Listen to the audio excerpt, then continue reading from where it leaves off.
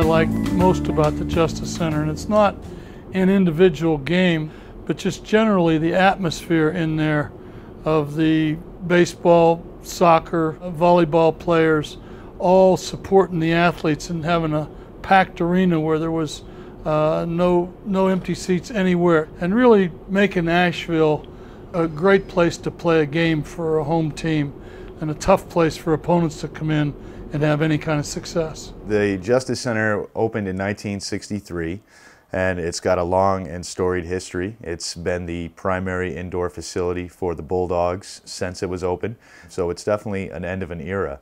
That was a great arena, you know, great home court advantage for us for a long time playing over there, so a lot of great memories. We had some special moments over there, just seeing the crowds showing up early. I remember one of our home games, we were in the locker room and we kept hearing, you know, some noise and things. So right before we took the floor, the wall started shaking down in the tunnel, and we were pretty amazed. That was a fun atmosphere that night. The passion that the students exhibited last year, I think, knowing that it was the last season there, there was an excitement about Kimmel Arena for this season, but also, you know, they were enjoying the team's success, the men's team's success on their way to the championship, and just all the history. You know, we were in that building since 1963, so there are a lot of memories for a lot of people.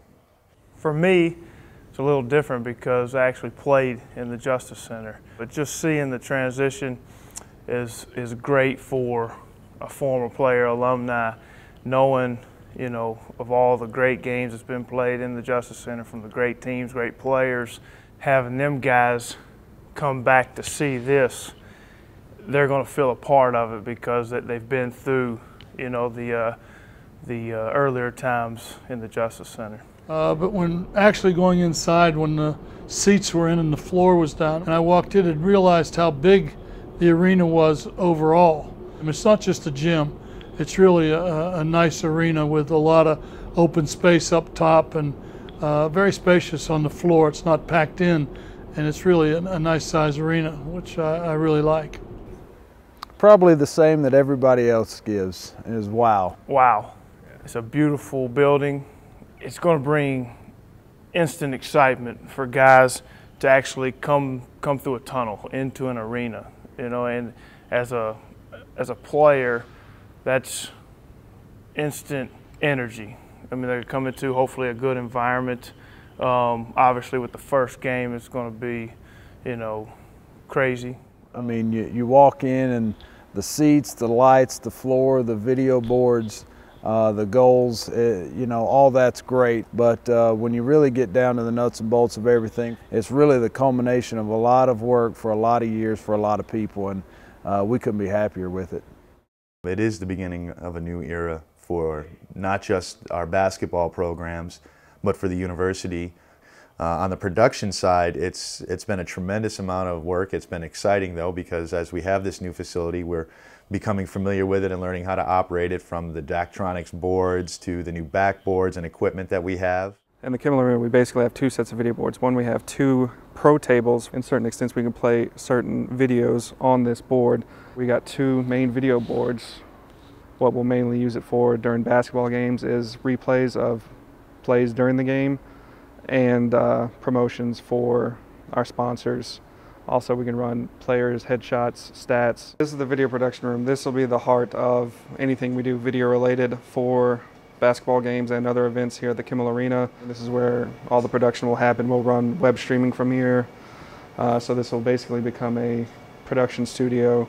Over here at the Kimmel Arena Sherill Center, we have the 3 ticket windows, whereas in the past we've been using card tables and a tablecloth for games over at the Justice Center. We also have a new scanning system for our tickets with barcodes, where in the past we were ripping ticket stubs, so we're state-of-the-art with the ticket technology. You have a brand new arena. You want it to be exciting, the first game. No matter who we play, it would have been exciting.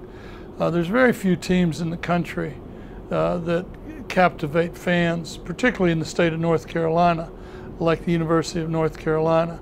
And with Roy Williams being a hometown favorite from Asheville, having a relationship with Chancellor Ponder, he went to high school with her. Her mom was both of their English teachers and someone that was really well thought of in this community.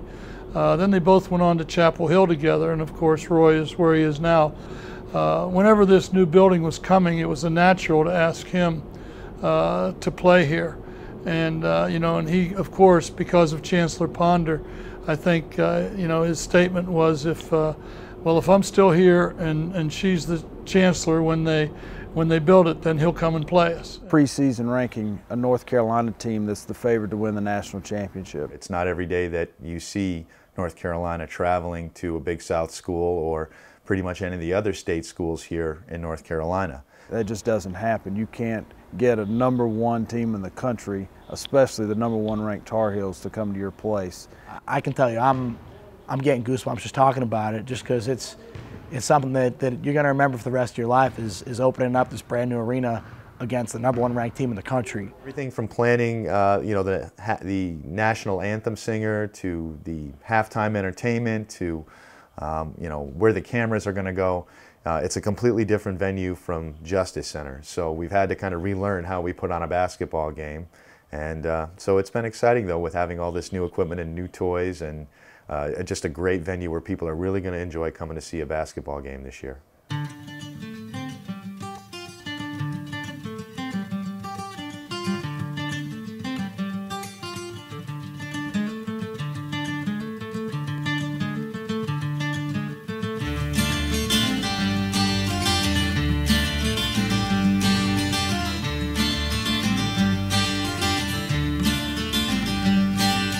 Get up in the morning, I wanna look into your eyes.